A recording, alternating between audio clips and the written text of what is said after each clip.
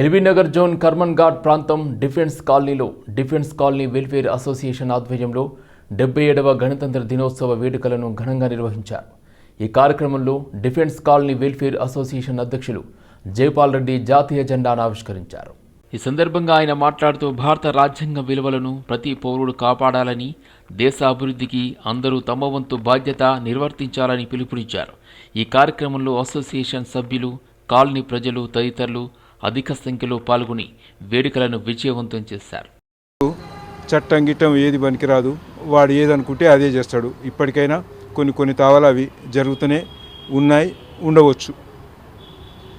అయితే మనం ఏదైనా ఇప్పుడు గణతంత్ర దినోత్సవం అంటే మనం ఒక రాజ్యాంగాన్ని తయారు చేసుకొని ఈ పద్ధతిలో ఉండాలి, ఈ పద్ధతిలో మన భారతదేశం నడవాలి అనేది గైడ్ లైన్స్ వాళ్ళు ఇచ్చిపోయారు. పెద్దలు ఎన్నో సంవత్సరాలు పోరాడి వాళ్ళు బారిస్టర్ చదివి అవన్నీ చదివి దేశాలు తిరిగి అదంతా వాళ్ళు ఎక్కడెక్కడ ఏమేం చేస్తారు అని చెప్పి మన పెద్దలు నిర్ణయించి ఆ రాజ్యాంగం ప్రకారం మనం పొందుతున్నాం.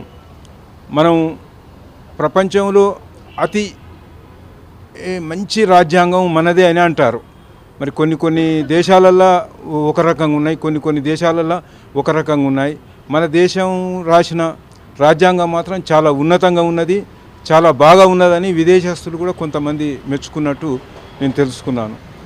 ఇప్పటికి మన బాధ్యత ఏంటంటే మనం రాజ్యాంగాన్ని గౌరవిస్తూ ప్రతి మనిషి కూడా రాజ్యాంగంలో ఏమి రాసిర్రు, ఏం నడుస్తుంది అని మనం కొంతమంది చదువుకున్న వాళ్ళు ఉన్నారు, BA BCom అట్లా చదువుకున్న వాళ్ళు ఉన్నారు. వాళ్ళు పాఠ్యపుస్తకాలలో చదివి ఉండొచ్చు, కానీ 10th 9th 8th వరకే ఆగిపోయిన వాళ్ళు, కొంతమంది చదువు మీద శ్రద్ధ లేక చదువు బంద్ చేసిన వాళ్ళు కూడా రాజ్యాంగం ఖచ్చితంగా మన ఇంట్లో ఉండి ఖచ్చితంగా నేర్చుకోవాలి నన్ను అడిగితే. ఎందుకంటే మనకు తెలిసి ఉండాలి ఏది జరిగితే ఎట్లా, ఎవరెవరు మనకు నేర్పితే మనం ఇట్లా ఈ స్థాయికి వచ్చినాము. మన ప్రపంచంలో భారతదేశం గర్వించదగ్గ స్థాయిలో ఈనాడు ఉన్నది అని అంటే రాజ్యాంగం చట్టబద్ధన చేసిన వాళ్ళదే చాలా గొప్ప విషయం. అయితే వాళ్ళు చేసింది వాళ్ళు చేసిర్రు, కానీ అమలు పరిచేదే గొప్ప. అమలు పరచాలంటే ప్రతి సభ్యుడు, ప్రతి మనిషి, ప్రతి 15-16 ఏళ్ళు కానించి మనిషికి ఇంతో అంతో విద్యో జ్ఞానమో బుద్ధ్యో అదో ఇదో తెలుస్తుంటుంది. 15-16 ఏళ్ళు దాటిన మనిషి నుంచి ఖచ్చితంగా రేపు చచ్చిపోతానే మనిషి కూడా చదువుకోవాలి. అత్యంత ముఖ్యమైనది మన పరిపాలన మనం చేసుకునే దాంట్లో సర్పంచ్ అంటే ఏంది, కార్పొరేటర్ అంటే ఏంది, MLA అంటే ఏంది, MP అంటే ఏంది, ప్రధానమంత్రి అంటే ఏంది, గవర్నర్ అంటే ఏంది, ఇవన్నీ వ్యవస్థలు అందులో రాసిర్రు. ఇది చాలా ముఖ్యమైన విషయం. నాకు తోచింది నేను చెప్తున్నా. కాబట్టి అందరూ అట్లా మనకు వీలైతే మన ఏరియాలో ఒక చిన్నది వీలైనంత వరకు ఒక గ్రంథాలయం ఏర్పాటు చేస్తే కూడా చాలా మంచిగా ఉంటుందని నా యొక్క ఆలోచన తెలియజేస్తున్నాను.